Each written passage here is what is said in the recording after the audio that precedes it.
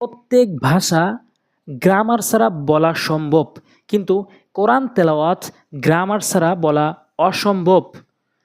তো তারই আজকে 14 নাম্বার পর্ব এবং আজকে 14 নাম্বার রমজানে এই ভিডিওটি করছি। 4 আলিফ মদ 5 প্রকার, তারই আজকে দ্বিতীয় নাম্বার হচ্ছে মদ্দে লাজিম কালমি মুসাক্কালের পরিচয়। এই নিয়মটি যদি আমরা বুঝতে পারি তাহলে আমরা কোরআন শরীফের ভিতরে প্রয়োগ করে সই শুদ্ধ করে তেলাওয়াত করতে পারবো ইনশাআল্লাহ।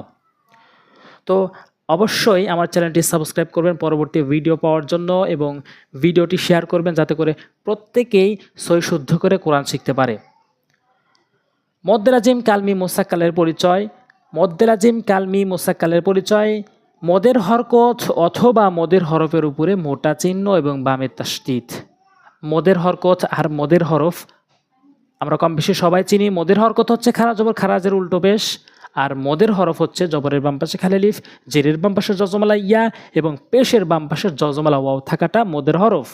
তো এই মোটা চিহ্নটি হবে কার উপরে? এই মোটা চিহ্নটি হবে হচ্ছে মদের হরকত আর মদের হরফের উপরে। দত আলিফ জবর মদের হরফ, এখানে হা খারা জবর, এটি হচ্ছে মদের হরকত। তো মদের হরফ আর মদের হরকতের উপরে মোটা চিহ্ন এবং বামে তাসদীদ। বামে তাসদীদ থাকলে আমরা 4 আলিফ করে টেনে পড়বো, এটি হবে মদ্দে লাজিম কালমি মুসাক্কাল। এটি হবে মদ্দে লাজিম কালমি মুসাক্কাল। আমরা কিভাবে প্রয়োগ করে পড়বো শব্দের দিকে লক্ষ্য করি। দতলাম জবর দল, আগে দতকে টেনে তারপরে লামকে ধরবো।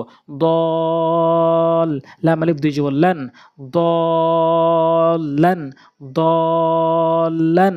দাল বা জবর দাব, এই যে দালকে টানছি এটি হচ্ছে মদ্দে লাজিম কালমি মুসাক্কাল।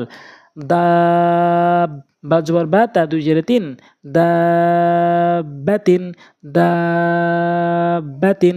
তা হামজা জবর তা, মিম পেশ মু তা মু, র নুন পেশ রু,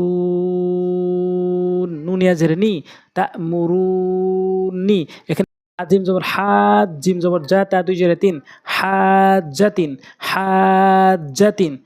হাফা জবর হাফ, ফাইয়া জেরে ফি, হাফি, নুন জবর না, হাফিনা। ইয়া পেশ ইউ, হাজিম জবর হাজ, ইউ হাজ, জিম অবেশ জু, নুন জবর না, ইউ হাজুনা, ইউ হাজুনা। ওয়াও জবর ওয়া, লাম আলিফ জবর লা, ওয়ালা, তা জবর তা, ওয়ালা তা, হাদ জবর হাদ, ওয়ালা তাহাদ, তত অবশ্য দু, নুন জবর না, ওয়ালা তাহাদুনা, ওয়ালা তাহাদুনা। তো আমরা যার উপরে মোটা চিহ্ন থাকবে তাকে আমরা 4 আলিফ করে টেনে টেনে পড়বো ইনশাআল্লাহ। তো আজকে এই পর্যন্তই।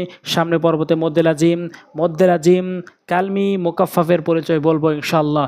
অবশ্যই চ্যানেলটি সাবস্ক্রাইব করবেন এবং ভিডিওগুলো শেয়ার করবেন। আসসালামু আলাইকুম ওয়া রাহমাতুল্লাহি ওয়া বারাকাতুহু।